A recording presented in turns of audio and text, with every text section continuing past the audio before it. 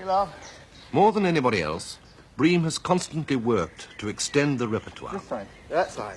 In addition to exploring the music of Elizabethan England of 400 years ago, he has inspired many contemporary composers to write new works, works that set out to extend the technique and the expressive possibilities of the instrument. Got to try for all those, cause the wind, you see. Werner Henze is writing just such a work, a massive solo tour de force, over half an hour long, a sort of hammerklavier for the guitar, based on Shakespearean characters.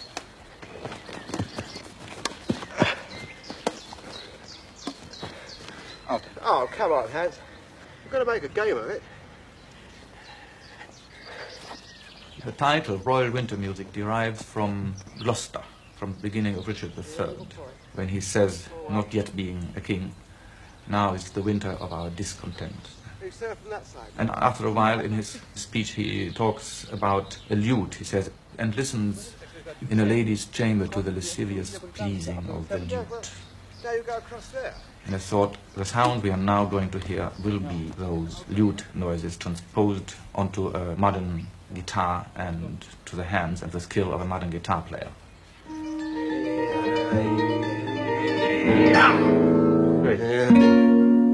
Right. Marvelous. Now, what is the top note of the next chord? Is it a B? It's a terrific stretch. And It used to be a B. Yeah, well, I mean, that's what I've got to do, but I'll try. Listen to it. It's good. Yeah, lovely. Not bad, is it? Now, the next chord is really just too much for me. Unless I do that with my nose. No, I tried to simplify this, Hats, and I came up with this chord.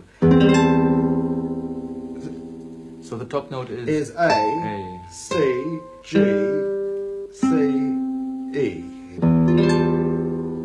Does that sound right? Sounds nice. Let's see how it works first. I've been working on this for months now with Julian Bream, and the piece is more or less there on paper, but it's still in the making. You want a sort of chord because you're going to make a feature of these 2/5, aren't you? Yes. And you don't want The guitar is very complicated, an instrument, and you need to learn a lot about it, which you can only do by working with the guitar player. The strings have to ring. They do. So we've got to get a...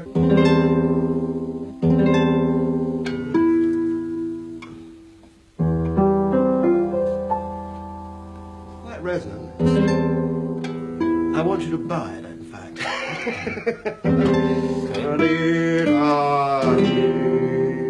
Now, you've got that triad there, you see, but in fact, I can't play the bass line. I can't do this because I've got to come down the fingerboard. So, could we put that triad an octave lower, do you think? Unless you take more time. But you say tempo giusto there. Oh, Hans. Well, let's change it. Take time. Put it in English. Take time. That's it. Liberamente. Lovely. What is so exciting is that very often he comes up with an idea to change something, and a month later I discover that he has come back to my original suggestion. Just the necessary... Yeah, but what you So he is not one of those who want you to make comfortable arrangements and to get around all kinds of new problems, but he really faces very straightforwardly the problems that present themselves to the guitar and to him. And the outcome is, I think, a very fruitful and healthy cooperation between a creative guitar player and a learning composer.